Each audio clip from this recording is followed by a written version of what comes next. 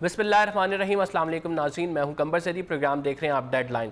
नाज़रीन, प्रोग्राम में आज जिक्र करेंगे वर्ल्ड कप की तैयारियां अपने अरूज पे हैं। पाकिस्तान क्रिकेट बोर्ड ने अपनी टीम का ऐलान कर दिया, जिसके बाद काफ़ी तहफ़्फ़ुज़ात सामने आए और काफ़ी तनकीद भी की गई। इंज़मामुल हक चीफ सेलेक्टर है, उन्होंने जब टीम का ऐलान किया तो सबसे पहला जो एतराज़ आया वो इमाद वसीम पे आया कि इमाद वसीम को टीम में क्यों शामिल किया गया, क्योंकि इंज़मामुल हक ही कह चुके हैं कि जो इमाद वसीम हैं वो फिज़िकली फ़िट नहीं थे। इसके साथ साथ जो तनकीद की गई वो मोहम्मद आमिर को टीम में ना शामिल करने पर की गई। मोहम्मद आमिर को टीम में क्यों नहीं शामिल किया गया, इस पर जो है सोशल मीडिया पे एक तूफ़ान खड़ा हो गया और लोगों ने पाकिस्तानी क्रिकेट बोर्ड को तनकीद का निशाना बनाया। नाज़रीन, कप्तान जहाँ पे इमरान 11 की बात करते हैं और अपनी काबीना में रद्दोबदल करने में मसरूफ़ हैं, वहीं सरफराज 11 को बनी गाला बुलाते हैं और उनको मशवरे दिए जाते हैं। ये तमाम चीज़ें हो रही हैं, लेकिन इसी दौरान जो क्रिकेट के सीनियर प्लेयर्स हैं, वसीम अकरम की बात करें तो वो खुलकर जो है सामने मुखालफत भी करते नज़र आ रहे हैं मिकी ऑथर की, और कह रहे हैं जहाँ पे तमाम तर टीमों के ऐलानात हो रहे हैं, स्क्वाड के हवाले से तफसील बयान की जा रही है, वहाँ पाकिस्तान में एक तमाशा लगा हुआ है। वसीम अकरम ने ऐसी स्टेटमेंट क्यों दी और पाकिस्तान का कॉम्बिनेशन कैसा है, क्या विनिंग कॉम्बिनेशन के साथ हम इस वर्ल्ड कप में जा रहे हैं? एक एक प्लेयर की प्रोफाइल निकालेंगे और उसको हम एनालाइज करेंगे।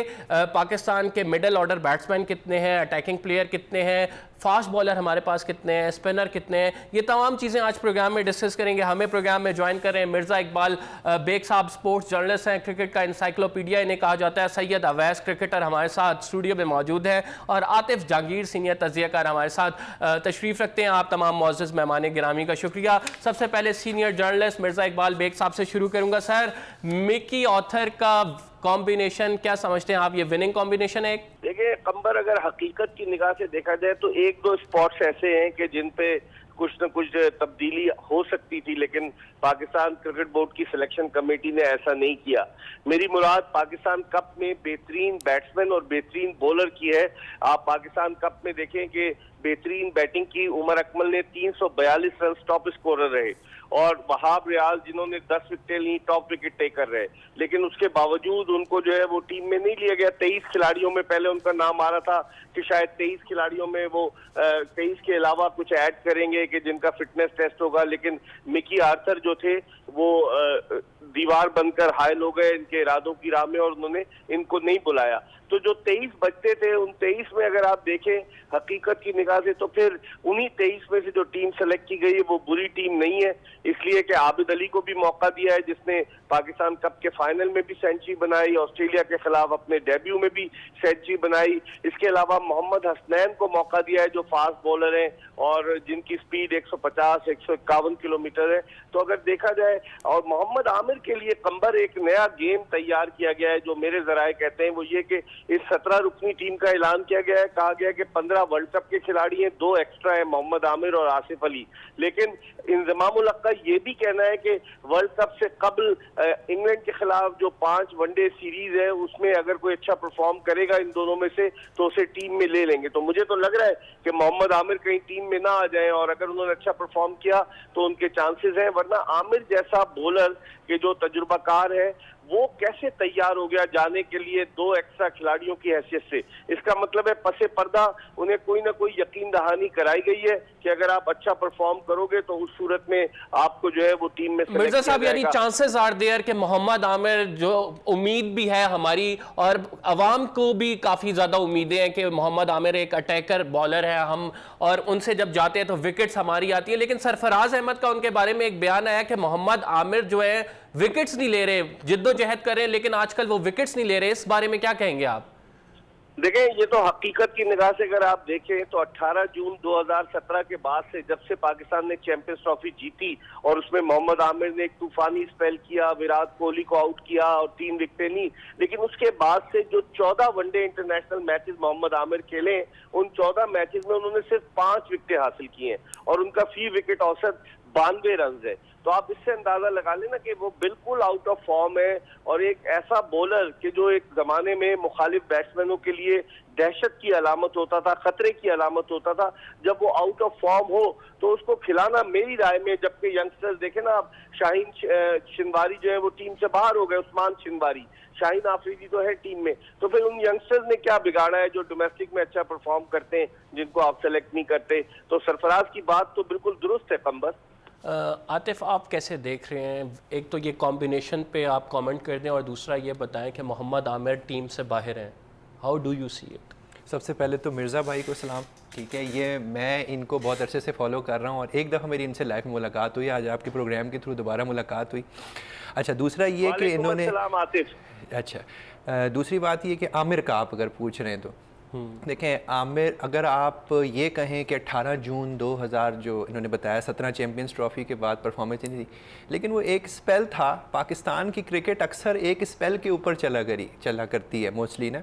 वहाब रियाज साहब भी जो हैं वो भी जो शेन वॉटसन के अगेंस्ट स्पेल था कि ऑल्दो के पाकिस्तान मैच हारा था, उसकी बेस पे काफ़ी अरसे लोगों को पसंद रहे हैं और ज़ाहिर परफॉर्मेंस भी उन्होंने दी है।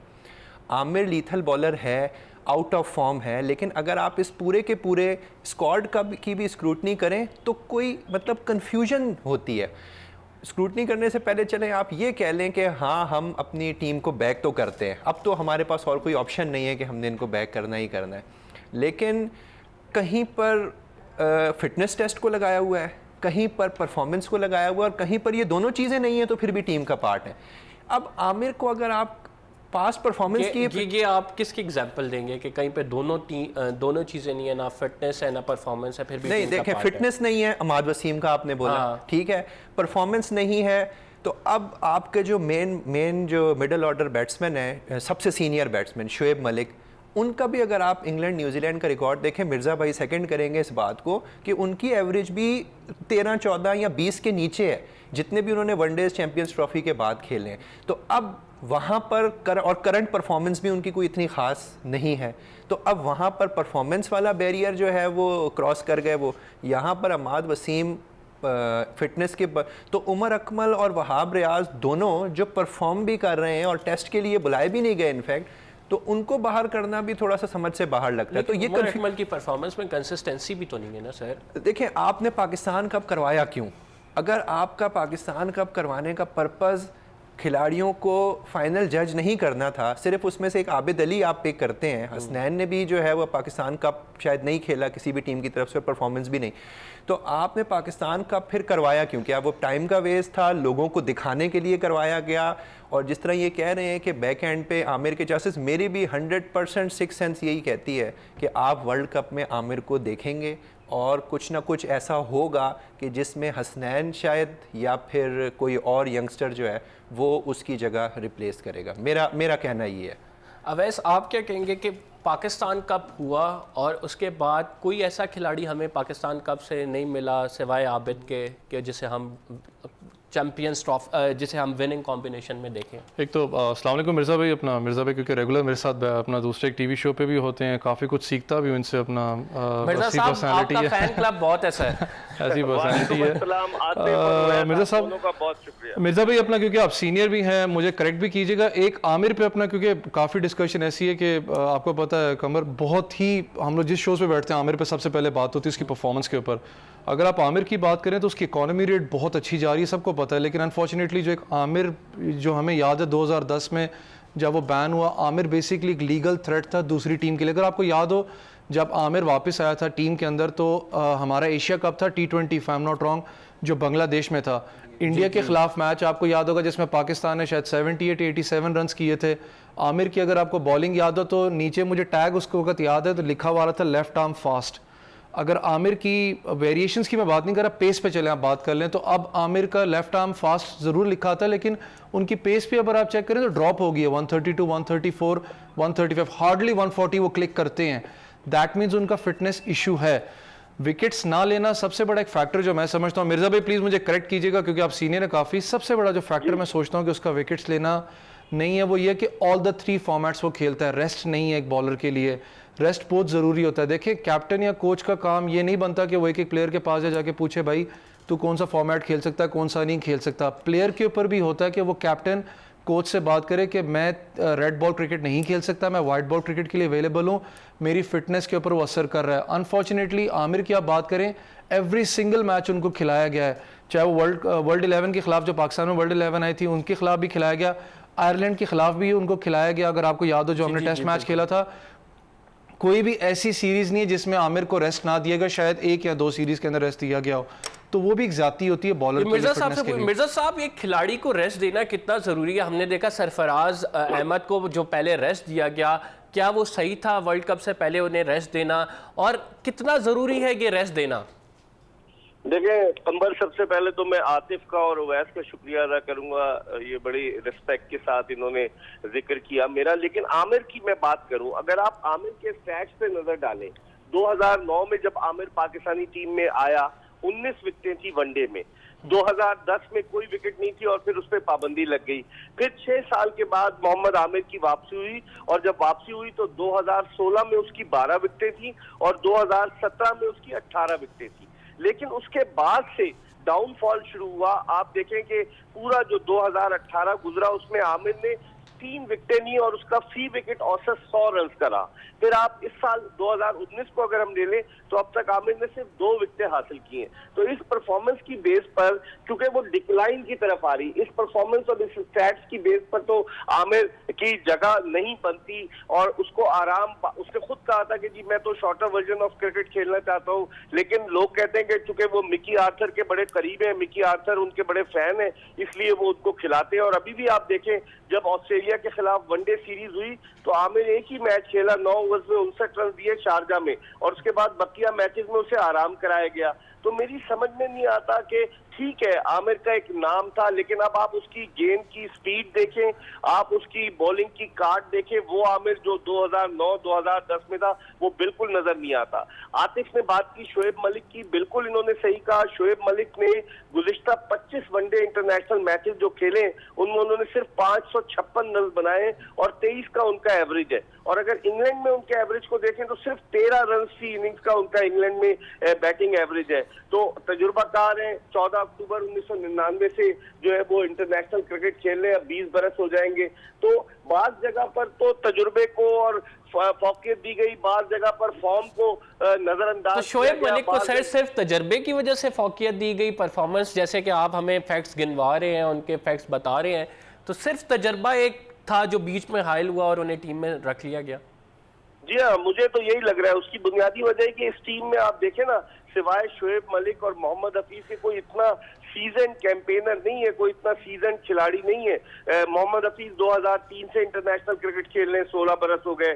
शोएब मलिक जो है वो 1999 से खेल रहे हैं, 20 बरस हो रहे हैं। तो शायद तजुर्बे की वजह से, और फिर दूसरे शोएब मलिक ने इस ख्वाहिश का भी इजहार किया, बल्कि ये बयान भी दिया कि ये 2019 उनका आखिरी वर्ल्ड कप होगा, इसके बाद वो वनडे क्रिकेट से रिटायर हो जाएंगे। और लगता यही है कि वो शॉर्टर वर्जन जो T20 लीग है उस पर कंसंट्रेट करेंगे, क्योंकि उसमें पैसे भी हैं। शोएब मलिक ने, आपको याद होगा, डबल सेंचुरी बनाने के बाद अचानक टेस्ट क्रिकेट से रिटायरमेंट का ऐलान कर दिया था मुत्तहिदा अरब अमारात में। तो शोएब मलिक का मुझे लगता यही है कि इस वर्ल्ड कप को उन्हें इसलिए लिया गया है कि एक तजुर्बाकार खिलाड़ी है, मिडिल ऑर्डर में अच्छा परफॉर्म करें, वरना आपका मिडिल ऑर्डर कंबर बड़ा वीक नजर आता है। सिवाय बाबर आजम के आप मुझे बताएं, इस मिडिल ऑर्डर में हारिस सोहेल ने रन किए हैं, लेकिन लोग कहते हैं कि हारिस सोहेल बजाय टीम के अपने लिए ज्यादा खेलते हैं, स्लो खेलते हैं। तो अब इसमें मिडिल ऑर्डर में आपको एक्सपीरियंस की तो जरूरत थी, शायद यही वजह है कि शोएब मलिक को इन्होंने टीम में शामिल किया है। कुछ कमजोरियां तो मिर्ज़ा साहब ने हाईलाइट कर दी। हम छोटा सा ब्रेक ले रहे हैं, we will be right back after the short break, और जब ब्रेक से वापस आएंगे तो मजीद क्या कमजोरियां हमारी टीम में, इसको हाईलाइट करेंगे।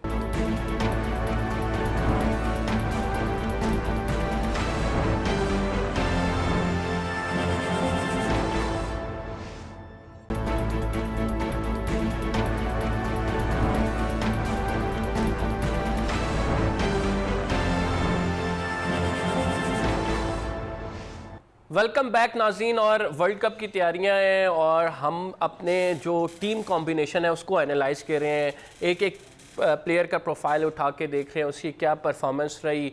और क्रिकेट के इंसाइक्लोपीडिया मिर्ज़ा साहब हमारे साथ हैं, साथ आतिफ जहांगीर साहब भी। आतिफ साहब, आप क्या देख रहे हैं कि कहाँ कहाँ हमारी टीम लैग कर रही है, क्या स्ट्रेंथ है इस वर्ल्ड कप में हमारी जिस पे हम रिलाई कर सकते हैं? देखिए इंटरनेशनल क्रिकेट थोड़ी सी चेंज हुई है अब, I mean in fact one day cricket भी अब टीम्स जो हैं वो पहले 10 और आखिरी 10 ओवर में नहीं बल्कि 11वें ओवर से लेकर 40 ओवर के दरमियान जीत रही हैं। आई मीन वो तमाम टीम्स आप उठा लें, इंग्लैंड, इंडिया, ऑस्ट्रेलिया, ये वो टीम्स हैं जो अपने मिडल ऑर्डर की बेस पर 15 से लेकर चलें, थोड़ा सा और विंडो कम कर देते, 15 से लेकर 40 ओवर के दरमियान अपनी स्ट्राइक रोटेशन से अपना जो है वो प्रॉपर स्ट्राइक रेट रख कर मैचेस में 350 से ऊपर का स्कोर खड़ा करती हैं। ये वो पॉइंट है हमारे मिडल ऑर्डर का जिसमें हम सबसे ज़्यादा लैग कर रहे हैं। आप अगर अपने मिडल ऑर्डर के 4 बैट्समैन को के जो कि परमानेंट खेलेंगे ही खेलेंगे हर मैच में ऑलमोस्ट, बाबर आजम चलें स्ट्राइक रेट अच्छा है, उसके बाद मोहम्मद हफीज़, हारिस सुहेल और शोएब मलिक, ये तीनों जो है वो थोड़ा सा टाइम लेकर खेलने वाले हैं। एकदम से आते साथ ही स्ट्राइक रोटेशन चले, शोएब मलिक सिंगल डबल, लेकिन हारिस सुहेल का स्ट्राइक रेट जो है वो बड़ा क्वेश्चनेबल है मॉडर्न क्रिकेट के हिसाब से। हाँ अगर आप 92, 95 की क्रिकेट की बात करेंगे तो उसके हिसाब से चलें जी 100 बॉल पर 100 रन है तो ठीक है, लेकिन हारिस सुहेल विकेट पे भी तो खड़ा हो जाता है, विकेट पे खड़ा हो जाता है। मैं आपको वही बोल रहा हूँ ना, बॉल्स कंज्यूम अगर आपने कर ली और एंड पे चले, पास्ट में हमारे पास एंड में इस तरह के बैट्समैन हुआ करते थे जो कि स्लॉग करके तो आपको आखिरी 10 ओवर में 100 रन ले देते थे। अब वो वाली सिचुएशन लैग कर रही है। जब ये आ गया तो जिसने, और मोहम्मद यूसुफ और इंजमाम भाई जो हैं ये लोग भी फिर अपने स्ट्राइक रेट को एकदम से इनिंग्स बिल्ड करते थे। यहाँ पर अगर हारिस सुहेल ने 25 ओवर में खेल लिया और 60-70 रन बना लिए अपने, तो बाद में फिर उसको बैक करने के लिए जो है वो स्कोर रेट को फास्ट करने के लिए लोग नहीं है ना, उस मतलब रिलायबल नहीं है जिन पे आप कहेंगे जी इनमें से एक ना एक तो कोई चलेगा। यहाँ पर आके आप असल में अपने मैच आखिरी 10 ओवर में फिर हार रहे हैं क्योंकि आप वो 25 से 40 ओवर वाली जो टेक्निक है मॉडर्न क्रिकेट की जो हर अच्छी टीम ने अडॉप्ट की हुई है।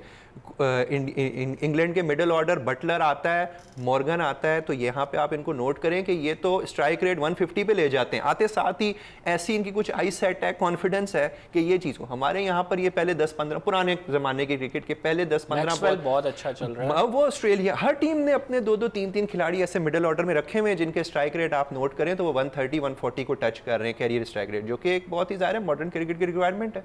Is this a point of concern कि हमारा मिडल ऑर्डर स्ट्रांग नहीं है? देखिए अपना, अगर आप पाकिस्तान की अगर आप हमेशा से बात करें ना, पाकिस्तान टीम जब भी वो चैंपियंस ट्रॉफी है चाहे वर्ल्ड कप खेलने जाए तो सबसे पहला स्ट्रॉन्ग पॉइंट आपके जहन में एक ही आता है कि पाकिस्तान की बॉलिंग लाइनअप स्ट्रॉन्ग है, बैटिंग के ऊपर हमेशा से इशूज़ रहे और हमेशा रहे हैं। अगर आपको याद हो तो जो चैंपियंस ट्रॉफी भी हमने जीती, जो पहला मैच जो पाकिस्तान है, चले बॉलिंग बड़ी ख़राब रही पाकिस्तान की, लेकिन उसके बाद एक कम बैक किया पाकिस्तान ने। लेकिन प्लस पॉइंट आपके पास ये था कि फ़खर जमान कंसिस्टेंटली परफॉर्म कर रहे थे, अच्छा को आपको ओपनिंग स्टार्ट मिल जाता था, बाबर आजम नीचे से आके स्कोर कर रहे थे कि आपका एक बैटिंग यूनिट अच्छा नज़र आ रहा था उसके अंदर। फिर हफीज़ ने इंडिया के ख़िलाफ़ अच्छा स्कोर किया। कमर सबसे बड़ा इशू ये है कि शायद मिर्ज़ा साहब भी अपना सुन रहे हो, हमें सबसे बड़ा जो मुझे इशू जो इस वक्त लगता है ना पाकिस्तान का, वो मिडल ऑर्डर इस सेंस में कि आपके पास ऐसा बैट्समैन चौथे या 5वें नंबर पे मौजूद नहीं है जो कि 6 रन या 5 रन को पाइल अप करके 10-11 रन पर ओवर कर सके, जो कि दूसरी टीम्स करती हैं। हमारा सबसे बड़ा ये मसला है कि 10 ओवर्स की भी आप चले मिडल ऑर्डर को भी छोड़ दें, स्टार्ट को भी आप छोड़ दें, आखिरी 10 ओवर में भी हम लोग 3 या 4 रन पर ओवर के रन रेट से हम खेल रहे होते हैं, जब आपको ज़रूरत होती है 12-13 रन पर ओवर। यहाँ तक कि कोई टीम तो 20 रन पर ओवर निकल जाती है करने के लिए, 350 स्कोर करती है। इंग्लैंड की विकेट्स टोटली डिफरेंट है। देखें आप, अगर आप सीज़न की बात करें तो आप लोग इस वक्त अर्ली समर्स के अंदर वहाँ खेलने जा रहे हैं, तो बॉल शायद थोड़ा लेटर ऑन जाके वर्ल्ड कप में टर्न भी करे, स्पिनर्स को हेल्प भी करे, तो आपको ऐसे बैट्समैन यहाँ पर मिडल ऑर्डर के अंदर ज़रूरत है जो कि एक लिहाज से कि टीम को स्ट्रॉन्ग पाइल अप रन, जिनको पता हो कि हमने बाउंड्री हिट करनी है, जो आपके पास स्ट्रॉन्ग बैटिंग लाइनअप में हिटर्स मौजूद हों। उमर अकमल एक अच्छा चॉइस था। सबसे बड़ा देखिए अनफॉर्चुनेटली हमारा एक ड्रॉबैक, फिर मैं कहूँगा PSL बहुत अच्छा चल रहा है, कोई ज़रूरत नहीं हमें PSL को, मैं क्रिटिसाइज़ नहीं कर रहा, PSL ने आपको फ्रूट भी दिया, सारा कुछ दिया, आपको बॉलर्स भी आज चले वो नज़र आ रहे हैं जो 150 क्लिक कर रहे हैं, क्यों जो आप पाकिस्तान की एक स्ट्रॉन्ग लाइनअप नज़र आती थी। आप मुझे सिर्फ एक जवाब दे दें, कितने आपको बैट्समैन इस पाकिस्तान सुपर लीग ने अभी तक निकाल के दिए हैं? क्योंकि आप यंगस्टर्स को चांसेस नहीं देते इस PSL के अंदर। सबसे बड़ा इशू ये है, पाकिस्तान कप में आप देख लें, आपने यंगस्टर्स को कितनों को चांस दिया जो कि आपको नज़र आया कि हाँ ये कल को फ्यूचर है पाकिस्तान वर्ल्ड कप या पाकिस्तान की लाइनअप के लिए। आपके पास फ़खर जमान, इमामुल हक इस वक्त ओपनिंग बैट्समैन मौजूद हैं, खुदा न खास्ता वो फ्लॉप होते हैं, आप आबिद अली को बकरा बनाएंगे, अगर वो फ्लॉप होता है आप हफीज़ को उठा के ओपन करा देंगे। हफीज़ चलें अगर ओपन करता है मिडल ऑर्डर के अंदर, आपके पास कौन सी ऐसी प्लेसमेंट है जो हफीज़ की जगह ले सके? अब मैं अपना अगर आप चलें इसको ओपन कराते हैं आबिद अली की, क्या आपके पास मिडल ऑर्डर के अंदर फिर ऐसी कोई जगह है जो उसकी जगह ले सके? आपके पास बैटिंग स्ट्रैटेजी होनी चाहिए जो कि स्टिल इस टीम में वीक नज़र आ रही है मुझे। ऑलराउंडर्स के हवाले से क्या सर कहेंगे, ऑलराउंडर्स कितने हैं और किस स्ट्रेंथ पे हैं? देखिए, जिस तरह हमारी बैटिंग के इश्यूज़ हैं उस हिसाब से हमें ज़्यादा बैटिंग ऑलराउंडर एक तो कंफर्म टीम के अंदर होना चाहिए। आप बैटिंग ऑलराउंडर 2 लेके, आप ऑलराउंडर 3 इनफैक्ट लेके गए हैं। शादाब को आप ऑलराउंडर कह रहे हैं, अमाद वसीम को ऑलराउंडर कह रहे हैं, कभी कभी हारिस सोहेल और नहीं, हारिस सोहेल तो Haris Sohail as a proper batsman गया हुआ है। फ़हीम अशरफ, अब इनमें से ना सिवाय फ़हीम अशरफ के और आप किसी भी टीम के किसी भी प्रॉपर ऑलराउंडर के साथ इन दोनों का कंपैरिजन करें, ये किसी हिसाब से रिलायबल नहीं है, हमारे दोनों जो रिमेनिंग है। अच्छा, अब ऑलराउंडर ने आकर आपको हिटिंग देनी है। अफरीदी, रज़ाक, अज़हर महमूद, वसीम अकरम, ये सब के सब ऑलराउंडर थे। मोइन खान भी इसी कैटेगरी में आता है, जिन्होंने आकर आखिर में मैग्रा और शेन वॉर्न जैसे बॉलर्स को भी वर्ल्ड कप के मैचेस में 100 रन लास्ट 10 ओवर्स में करके दिए। लेकिन अब इनके अंदर कोई मतलब हम ट्रस्ट नहीं कर सकते इनके ऊपर किसी भी हिसाब से कि ये आएगा और इसने स्कोर करना ही करना है। आई मीन अमाद वसीम जो है, वो अमाद वसीम को किसी और टीम के किसी ऑलराउंडर के साथ भी, इनमें इवन मैक्सवेल के साथ भी देखें तो मैक्सवेल भी एक बैटिंग ऑलराउंडर के तौर पे उभरा है। हमारी टीम में बैटिंग ऑलराउंडर जो है वो इन्हीं का सवाल जो है वो सिर्फ मैं नहीं करता, वो पूरी मिर्ज़ा साहब, बल्कि मिर्ज़ा साहब से पूछ लेते हैं। मिर्ज़ा साहब, एक जो बहुत ज़्यादा सवाल सर मैं नहीं कर रहा, वो पाकिस्तान की पूरी आवाम कर रही है, वो ये है कि हमारी बैटिंग लाइन जो है वो ठीक होने का नाम क्यों नहीं लेती? कोई ऐसे कंसिस्टेंट परफॉर्मेंस क्यों नहीं हमें मिलती हैं कि जो हम कहें कि यार ये जो कॉम्बिनेशन है ना, अगर इसे खिलाएं तो बस अब जो है बैटिंग लाइन संभल जाएगी, जितना मर्जी बड़ा स्कोर हो, ये नर्व्स पे नहीं लेगा, ये प्रेशर नहीं लेगा, ये कैरी फॉरवर्ड कर जाएगा, वो स्कोर बना जाएगा। कंबर, दरअसल ट्रेजेडी ये है कि हमारे पास बैट्समैन नहीं आ रहे। आप अगर हकीकत की निगाह से देखें तो यूनुस खान और मिसबाउल हक के रिटायरमेंट के बाद उनका कोई मुतबादिल नहीं आया। बाबर आजम आए हैं कि जिन्होंने अच्छा परफॉर्म किया है, लेकिन बाबर आजम ने भी एशियन विकेट्स पर परफॉर्म किया है। अब बाबर आजम को बाहर ख़ास तौर पर ऑस्ट्रेलिया हुआ, इंग्लैंड और न्यूजीलैंड, वहाँ अपनी परफॉर्मेंस दिखानी होगी। तो हमारे यहाँ बैट्समैनों का फुकदान है। उसकी बुनियादी वजह कंबर ये है कि हमारे यहाँ की जो पिचेज़ हैं, जिस तरह की डोमेस्टिक क्रिकेट जिन पिचेस पर होती है, अगर ज़रा सी भी आपको कोई बाउंसी तेज़ ग्रास वाली पिच मिल जाती है तो हमारे बैट्समैन जो है मुश्किलात का शिकार हो जाते हैं। तो उसकी बुनियादी वजह यही है जिसकी वजह से हमारे पास बैट्समैन आ नहीं रहे। असद शफीक हैं, असद शफीक में कंसिस्टेंसी का फुकदान है, मुस्तकिल मिजाजी की कमी है। कभी तो वो रन स्कोर करते हैं, कभी वो आउट हो जाते हैं। टीम में वो एक मुस्तकिल जगह बनाने में नाकाम रहे, ख़ासतौर पर अगर वनडे इंटरनेशनल मैचेस की बात करें। हालांकि वो एक ऐसा बैट्समैन है जो इनिंग्स को ग्राफ्ट करता है, उसकी मौजूदगी बेहद ज़रूरी है टीम में, लेकिन वो चूंकि परफॉर्म नहीं कर रहे इसलिए वो पाकिस्तान की वनडे टीम से बाहर हैं। तो मैं ये समझता हूँ कंबर कि हमारा जो डोमेस्टिक क्रिकेट स्ट्रक्चर है उसकी वजह से भी बैट्समैन नहीं प्रोड्यूस हो रहे, बॉलर्स प्रोड्यूस हो रहे हैं। अब आप पीएसएल की एग्जांपल ले लें। मिर्जा साहब, इस पर सवाल ये बनता है, हम पीएसएल कराते हैं, हम of and on domestic series करा रहे होते हैं, तो क्या ऐसा हम इस बात का, आपने जो बात की है, क्या उसको हम इस तरह लें कि पाकिस्तान में बैट्समैन मतलब उभर ही नहीं रहे, वो सलाहियत ही नहीं रही कि बैटिंग के लिए लड़के, अच्छे लड़के सामने आए, या फिर हम इसको लें कि टैलेंट मौजूद है पाकिस्तान में लेकिन वो हम उठाने में, उनका चुनाव करने में हम लैग कर रहे हैं?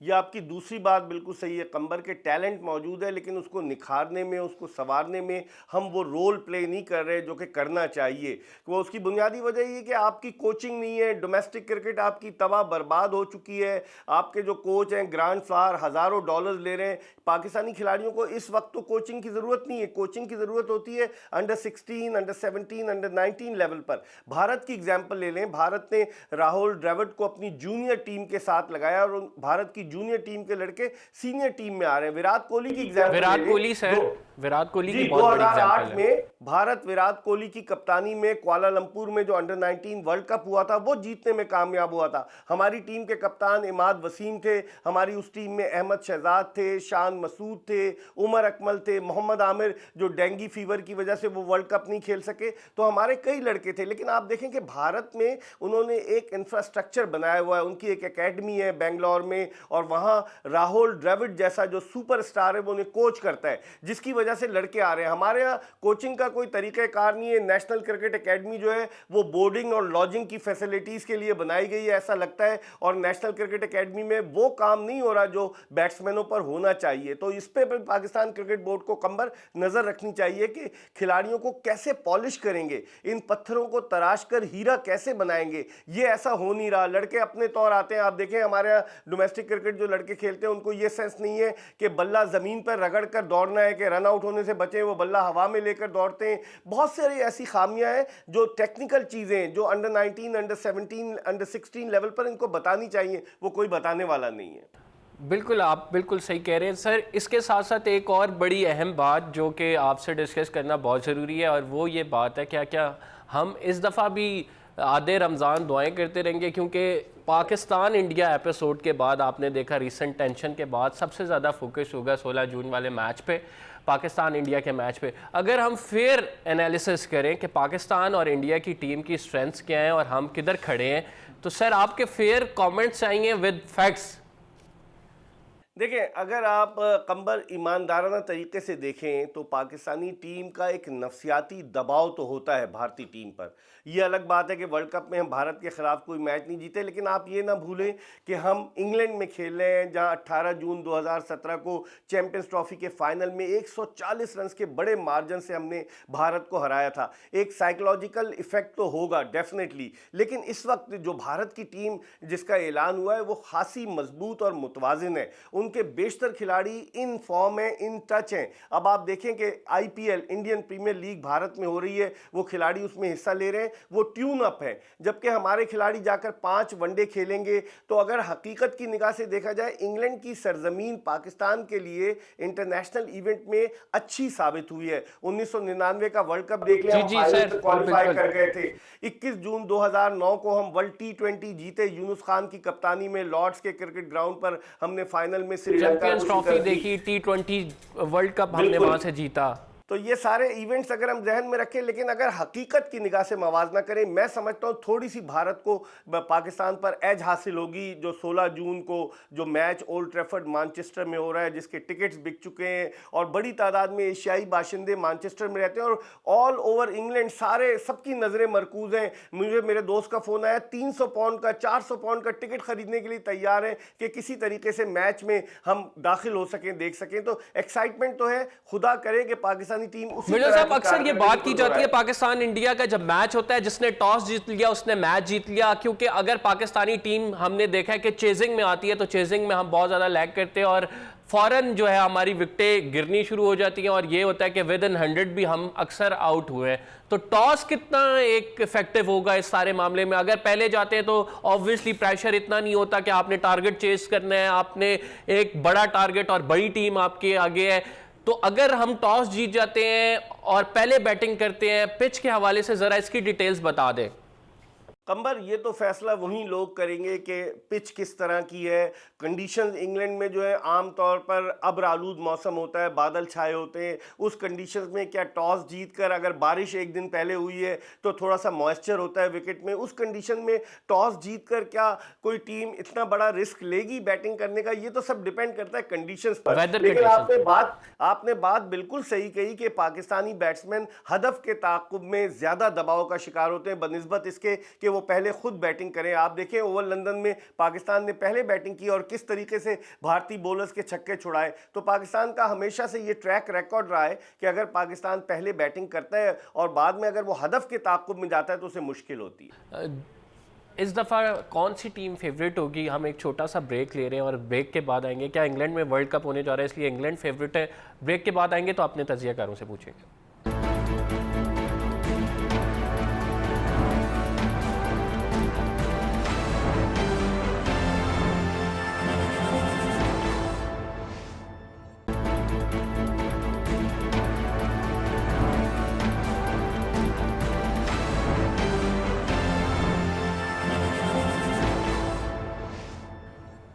वेलकम बैक नाज़रीन। और वर्ल्ड कप के हवाले से जो तैयारियां हैं और जो टीम का ऐलान हुआ है उस पर हम गुफ्तगू कर रहे हैं। इस वर्ल्ड कप में कौन सी टीम फेवरेट होगी? आतिफ साहब क्या कहेंगे? अगर नेशनलिज्म के को माइंड में रखते हुए बात करें तो हमारी फेवरेट तो हमारी सपोर्ट तो जाहिर है, लेकिन जाहिर है जब आप पाकिस्तानी जाहिर है जब आप एनालिसिस कर रहे होते हैं तो आपको न्यूट्रल रह के बात करनी होती है। अच्छा, अब फॉर्मेट इस तरह का है कि इस फॉर्मेट में एक दिन का फ्लूक जो है वो नहीं चल सकता। आई मीन आपने 9 मैचेस खेलने हैं, तो 9 मैच खेलने के लिए आपको रिदम अपना फर्स्ट हाफ में नहीं बल्कि लास्ट लेग तक जो है वो लेकर जाना है। और इस तरह के टूर्नामेंट जो है वो पाकिस्तान जैसी टीम को अक्सर फेवर करते आए हैं। उसकी रीज़न ये है कि शुरू में इनको जो कॉन्फिडेंस की लैकिंग होती है थोड़ी सी, चलें कंडीशन के साथ, ऑल दो के 5 वनडे खेल रहे हैं। आपने ये मिर्ज़ा भाई ने आईपीएल की बात की, आईपीएल का पाकिस्तान को जो एक इनडायरेक्ट बेनिफिट हुआ है वो ये हुआ है कि बाकी तमाम अच्छी टीम्स ने आईपीएल की वजह से अपनी इंटरनेशनल असाइनमेंट्स को जो है वो आईपीएल से पहले ही एंड कर दिया। उसकी वजह से इंग्लैंड के पास मजबूरन एक ही टीम अच्छी बची जो कि पाकिस्तान की थी, और फिर पाकिस्तान को जो है ये लास्ट टाइम पे, वरना एज मिल गया, एक एज मिल गया कि इनको 5 वनडे वहाँ पर खेलने का चांस बन गया। तो ऐसे और ये देखा जाए तो बहुत बड़ा एज है, बहुत बड़ा एज है जो किसी और इंटरनेशनल टीम को नहीं मिला। और रीजन उसकी आईपीएल है, क्योंकि आप देखें कि सब प्लेयर्स जो हैं वो उनके आईपीएल के साथ, तकरीबन बड़े प्लेयर्स आईपीएल के साथ इंगेज हैं। तो उस हिसाब से पाकिस्तान को इसमें फेवर है। लेकिन इंग्लैंड और इंडिया, ये दोनों टीम्स जो हैं ये ऑन पेपर बहुत ज़्यादा स्ट्रॉन्ग है। प्लस ऑस्ट्रेलिया ने मोमेंटम पकड़ा है, और ऑस्ट्रेलिया की टीम में ये जो 2 प्लेयर्स की इंडक्शन है, स्मिथ और वार्नर, ये इनकी टीम को यकीनन, क्योंकि इंग्लैंड में later half of the world cup में यकीनन बैटिंग विकेट्स जो है वो बैटिंग पैराडाइज बन जाएंगे, तो वहाँ पर इनको स्मिथ और वार्नर बहुत बड़ा एज देंगे। तो पाकिस्तानी अवाम को डरा दिया इंडिया कह के, आपका भी ये ख्याल है? नहीं, देखिए अपना, अगर आप पाकिस्तान की बात करें तो हमेशा आपको पता होगा जितने बड़े टूर्नामेंट्स आज तक हुए हैं, हम लोग हमेशा चोकर्स साउथ अफ्रीका को कहते हैं, लेकिन इस सेंस में मैं चोकर्स पाकिस्तान कहता हूँ क्योंकि पाकिस्तान एक वाइड टीम है जिसका कोई पता नहीं होता, अनप्रेडिक्टेबल। देखिए जितने आपके अभी तक सीनियर जो क्रिकेटर्स हैं, जो लेजेंड्स हैं क्रिकेट के इस वक्त, जो वो यही बात करते हैं कि पाकिस्तान एक वाहिद टीम है जिसका हम कुछ नहीं कह सकते, वो कभी भी अपनी परफॉर्मेंस आपको पता दिखा सकती है। आपको याद हो चैंपियंस ट्रॉफी में भी इंग्लैंड एक अनबीटेबल टीम थी जिसको पाकिस्तान ने हराया था, उनकी विनिंग स्ट्रीक तोड़ी थी। अगर आप देखें फेवरेटिज्म की बात करें तो डेफिनेटली जो परफॉर्मेंसेस वक्त चल रही हैं ऑस्ट्रेलिया की, उन्होंने मोमेंटम पकड़ा है, क्योंकि जो स्ट्रॉन्गेस्ट पॉइंट नजर आया कि वार्नर और फिंच को वार्नर और स्मिथ वापस आए हैं, तो उनकी एक स्ट्रॉन्ग मोमेंटम टीम लग रही है।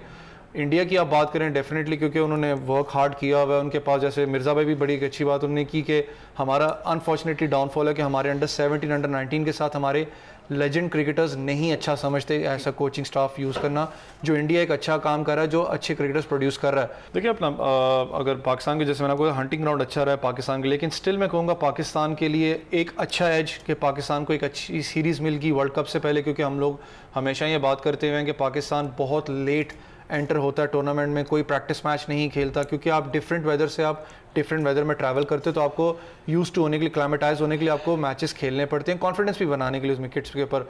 हमारा सबसे बड़ा ड्रॉबैक अगेन मैं कहूँगा कंबर ये है कि वर्ल्ड कप तो इन लाइन है, हमने अपनी टीम को बैकअप करना है, लेकिन वर्ल्ड कप के बाद आपको स्टिल ये चीज़ सोचनी पड़ेगी, आपको यूएई से क्रिकेट अपनी ख़त्म करके बाहर किसी मुल्क में शिफ्ट करनी पड़ेगी। अल्लाह करे पाकिस्तान में शिफ्ट हो जाए सारी की सारी क्रिकेट, क्योंकि ये बहुत हर्ट किया है पाकिस्तान के बैट्समैन को बेसिकली बनाने में, जो मिर्ज़ा इकबाल भाई ने बात की थी। हाँ, ये एक बहुत बड़ा फैक्टर है कि हमारे मुल्क से अनफॉर्चुनेटली क्रिकेट चली गई, लेकिन we are struggling for it. हमारे पीएसएल के मैचेस 8 मैचेस हुए हैं, इंशाल्लाह उम्मीद करते हैं पीएसएल अगर पूरी ऑर्गेनाइज हो जाए जिस तरह के इमरान खान साहब ने भी कहा, तो चीज़ें बेहतरी की तरफ जाएंगी।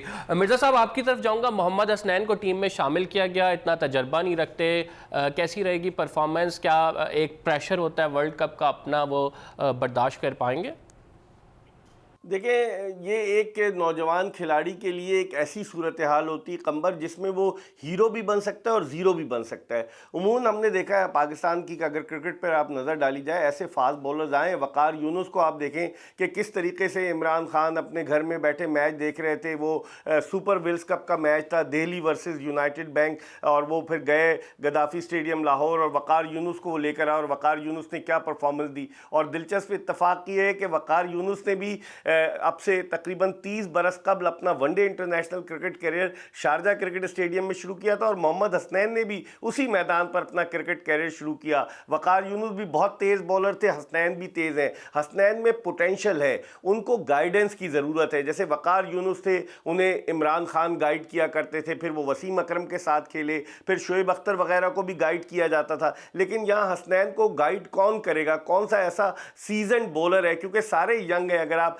शाहीन आफरीदी को देख लें, हसन अली को देख लें, फ़हीम अशरफ को देख लें, सिर्फ एक जुनैद खान है जो थोड़े सीनियर हैं। तो हसनैन को गाइडेंस की ज़रूरत होगी। अगर हसनैन को सही तरीके से गाइड करें, उस लड़के में पोटेंशियल है। और फिर डिपेंड करता है उसकी फ़िटनेस पर, क्योंकि उमूमन फास्ट बॉलर जो हैं वो फिटनेस प्रॉब्लम का शिकार हो जाते हैं, इतना ज़्यादा स्ट्रेस, इतनी ज़्यादा स्ट्रेन होती है। फिर हसनैन जिस इलाके से आया है, हैदराबाद का एक छोटा सा इलाका है हैदराबाद सिंध का, काली मोरी, वहाँ से वो आया है। टंडो महमूद में वो मैचेस खेला करता था, वो तो तसव्वुर भी नहीं कर सकता था, लेकिन उसमें इतना पोटेंशियल है कि मैं समझता हूँ कि हसनैन जो है, मुझे बड़ी तवक्कुआत वाबस्ता है। अगर उसे मौका दिया गया, जो उसके पास पेस है, अगर स्विंग उसके पास मौजूद हुआ और उसको किसी ने रहनुमाई की, गाइड किया, तो मैं समझता हूँ कि हसनैन एक सीक्रेट वेपन साबित होगा कंबर पाकिस्तानी क्रिकेट टीम का। मिर्जा भाई, आबिद अली को 31 साल की उम्र में खिलाया जा रहा है, देर आए दुरुस्त आए? देखिए, आबिद अली के साथ बड़ी ज़्यादती हुई। उन्होंने 2007 में अपना फर्स्ट क्लास कैरियर शुरू किया, 12 बरस उन्हें इंतज़ार करना पड़ा। पाकिस्तान क्रिकेट में आपको पता है कंबर सियासत जो है वो अपना घर बनाती है, और मुझे लगता है कि मफादात का टकराव भी था, इमामुल हक भी थे, फिर कैसे आबिद अली को खिलाया जाता। फिर सलमान बट की भी वापसी हो रही थी, जब आमिर की हो सकती है तो सलमान बट क्यों नहीं हो सकते थे। तो बाज़ जगह पर ऐसा होता है, लेकिन आबिद अली दिल बर्दाश्ता नहीं हुआ। उसकी अल्लाह के सिवा कोई सिफारिश नहीं थी, उसका कोई चचा जो था, कोई चचा नहीं था सिलेक्शन कमेटी में, लेकिन उसके बावजूद उसने जो परफॉर्म किया। अब आप देखेंगे दूसरे मैच में कैच लेते हुए उसको थोड़ी तकलीफ हुई, 0 पे आउट हुआ, लोगों ने कहा नहीं अब वर्ल्ड कप से बाहर हो जाएगा, लेकिन उसने फाइनल में सेंचुरी स्कोर कर दी पाकिस्तान कप में, तो अब वो मजबूर हो गए उसको ले जाने के लिए। और जो उसने पहली इनिंग्स अपनी खेली ऑस्ट्रेलिया के खिलाफ, जो डेब्यू में सेंचुरी की, वो कमाल की इनिंग्स थी। पाकिस्तान का तीसरा बैट्समैन है जिसने वनडे डेब्यू में सेंचुरी स्कोर की, सलीम इलाही और इमामुल हक के बाद। और जो कॉन्फिडेंस नजर आया आबिद अली का, अगर उसे मौका मिला, मैं समझता हूं इस यंगस्टर में भी बहुत पोटेंशियल है। अगरचे आप बिल्कुल सही कह रहे हैं, कंबर 31 बरस की उम्र में आया है, लेकिन उसमें पोटेंशियल है, उसे खिलाना चाहिए। आतिफ, पावर हिटर कौन कौन है हमारे पास? फ़हीम अशरफ का नाम सबसे पहले, एक लेके उनको इसीलिए जा रहे हैं। दूसरा अमाद वसीम ने यहाँ आके लेट में स्कोर किया है एंड पे, और इन्हीं पे ही रिलाया। ऑल दो के शोएब मलिक जब अपने यंग एज में थे, आज से 10-15-20 साल पहले, तो वो भी आखिर में आकर जो है वो हिटिंग कर जाते थे, लेकिन अभी पिछले 2-4 सालों में एटलीस्ट उन्होंने कोई ऐसी चीज़ दिखाई नहीं कि जिसमें आखिरी, मतलब देखें हिटिंग, अब हम मॉडर्न क्रिकेट में हिटिंग कहते हैं आखिरी ओवर, आखिरी 5-6 ओवर में कोई एक आध ऐसा ओवर इसमें 2-3 छक्के लगे, और ये वाली बात जो है वो हमारे अच्छा, जब पावर हिटिंग की बात आती है, तमाम पाकिस्तानियों के जहन में ये शाहिद अफरीदी का नाम आता है, लेकिन शाहिद अफरीदी के हवाले से दो मुख्तलिफ आरा मौजूद हैं। कोई उनके फेवर में जाता है, कोई उनसे इख्तलाफ करता है। लेकिन आप क्या कहते हैं कि शाहिद अफरीदी के बाद उन जैसा हिटर पाकिस्तान टीम में आया? नहीं, मेरे ख्याल में जो हैंड आई कोऑर्डिनेशन था, ऑल्दो कि उन्होंने अपने टैलेंट के साथ जस्टिस नहीं किया और ज़्यादा बॉलिंग की वजह से खेले हैं एज़ कम्पेयर टू बैटिंग।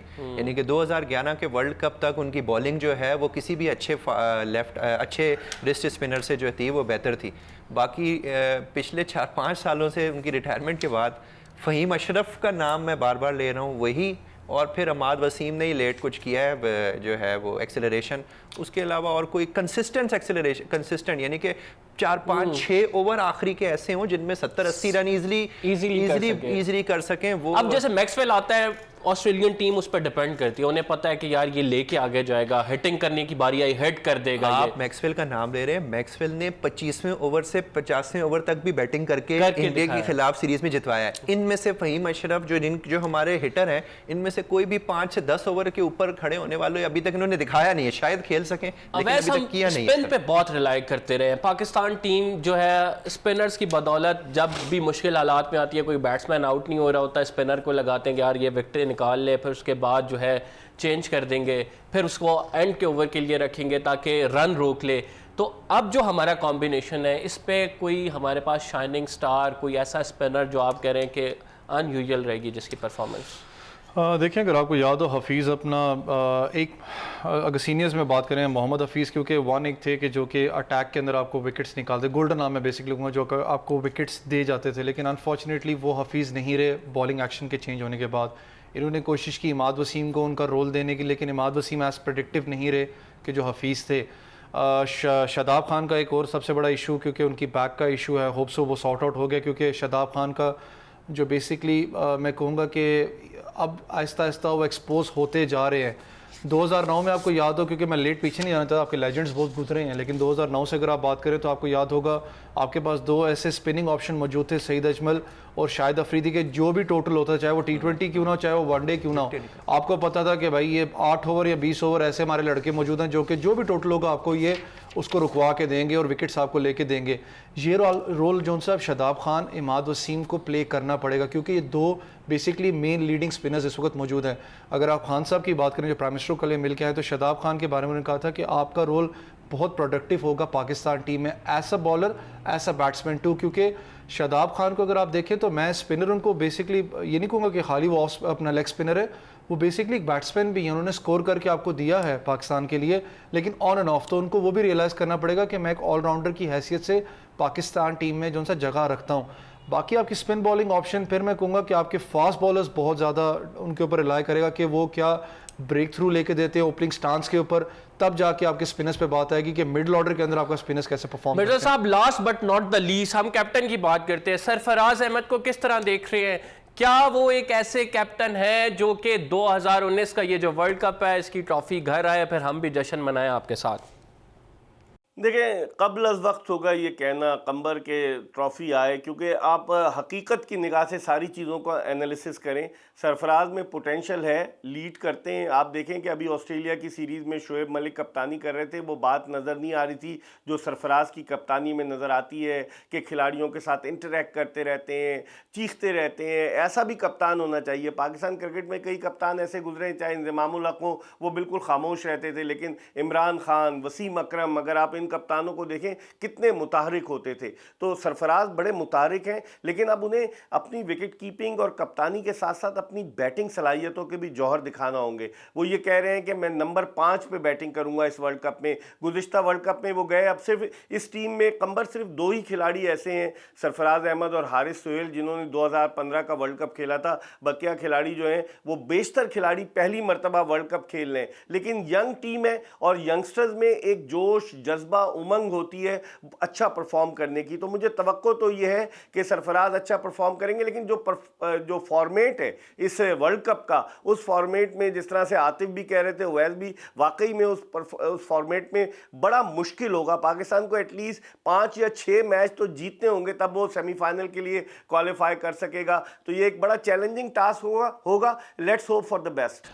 5 या 6 मैचेस जीतने होंगे पाकिस्तान को, टीम को, तब वो क्वालिफाई कर सकेंगे। लेकिन पाकिस्तान को एक एज हासिल है, पाकिस्तान पहले जाके 5 मैचेस खेल रहा है। और अगर इंग्लैंड की सरजमीन की बात करें तो 1999 का वर्ल्ड कप का फाइनल हमने उधर खेला है। 21 जून 2009 को हमने चैम्पियंस ट्रॉफ़ी वहाँ से जीती है।